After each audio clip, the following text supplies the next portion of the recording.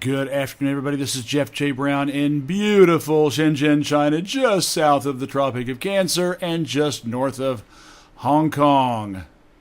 Today's article and podcast is an interesting one from a sort of a cultural, social perspective, comparing China to the United States. It is entitled, "Empire is number one in everything, including public bus systems, right?" And there's a picture of a few of Shenzhen's public buses from their fleet. And it says, the byline says, several of the 15,000 electric city buses Shenzhen has put on the streets, many if not most of them in the last year. They are at a charging station in Futian, the central business district of Shenzhen. Their brand is BYD, a Shenzhen-based vehicle company. They replaced them all without much fanfare. I didn't even notice that they were no longer diesel and gasoline. It happened so fast. And here's the article. In a weekend edition of the Shenzhen Daily newspaper, a short article caught my eye.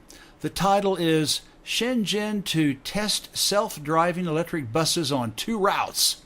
Now that's something I'd like to see. They are going to be testing them by the end of 2017, which means within the next 3 months. Pretty cool, huh? All of the technology is being developed by Chinese companies, including Huawei, now one of the world's biggest mobile phone makers. Lots of companies in China are piling into big data, robotics, artificial intelligence, drones, and driverless everything, because Baba Beijing, their government leaders, have mapped out projections and goals in every one of these categories out to 2020, the year before the centennial founding of the Communist Party of China, the CPC, and as far out as 2050, the year after the centennial founding of the Communist People's Republic of China. The media here bandy about these dates and historical references a lot. Symbolism is a part of propaganda, and propaganda permeates every facet of Chinese daily life. Baba Beijing works tirelessly to inform, educate, and persuade its citizens to live a life of good choices, responsible citizenship, and social harmony, and it shows everywhere you travel and interact with the people here. What really caught my eye was the last paragraph. By last month, August, Shenzhen had a total of 16,873 buses running on 1,019 routes. And what really blew me away, 88% of them were electric. We just moved here in 2016 after a total of 13 years in Beijing, starting in 1990. I recall remarking last year that many, if not most, Shenzhen buses were diesel or gasoline powered. As a bicycle rider out on the mean streets, I noticed these kind of things. So right under my nose, both physically and figuratively, in just 1 year, Shenzhen has gone all out to replace its hydrocarbon buses with electric ones. After reading this Shenzhen article and being an old Beijinger, I checked out my former town. According to this article, Beijing, too, has over 1,000 bus lines and is going through a massive e-bus conversion program. Using the numbers given in the article, one can see that Beijing also has around 16,700 buses, which carry 1.7 billion, with a B, passengers a year. I think it is safe to assume that Shenzhen's passenger numbers are very similar too. It is also reasonable to add nearby Guangzhou, as well as Shanghai and Chongqing, since they all have at least 23 million inhabitants, like Beijing, compared to Shenzhen's modest 14 million. We visited New York City this summer, and our whole trip back to the United States was revealing. I said, I wonder how New York City compares to big Chinese cities.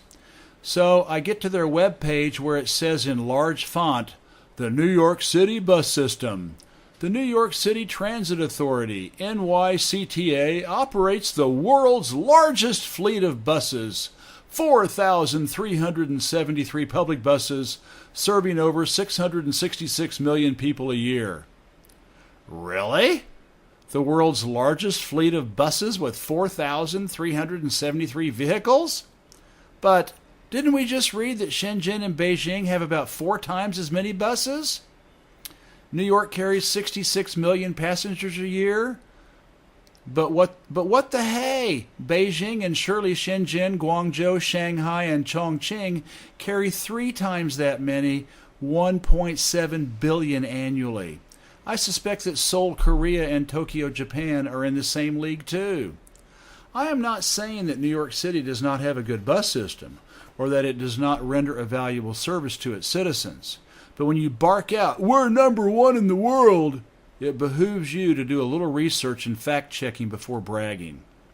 This is typical of the attitude in America, which is sadly provincial and imperial. The Baseball World Series only has one Canadian team, Toronto, with all the others found in the United States. Yet in the World Baseball Championship, Japan and Dominican Republic 2 times kicked Uncle Sam's butt. The same goes for American football. The Super Bowl champs are dubbed number 1 in the world. Yet this game is little to not played at all outside the United States and Canada, and Canadian rules are very different. NBA, National Basketball Association is much more global, and the U.S. team usually wins, so this sport's bragging rights seem to be more palatable. Most Americans can't even find another country on a world map, not even their own 50 states. When a people are so isolated and insular like the United States is, and you've been brainwashed since birth that we're number 1, then I guess it's just natural to presume, hey, NYC is America's biggest city, so it must have the biggest public transportation system in the world, right? Wrong. Chinese blue-collar and service sector workers and shopkeepers know where Iraq, France, and Venezuela are. College-educated Americans don't. Welcome to the final throes of a dying empire. This is Jeff J. Brown signing out from Shenzhen, China. Have a wonderful weekend coming up. Bye-bye.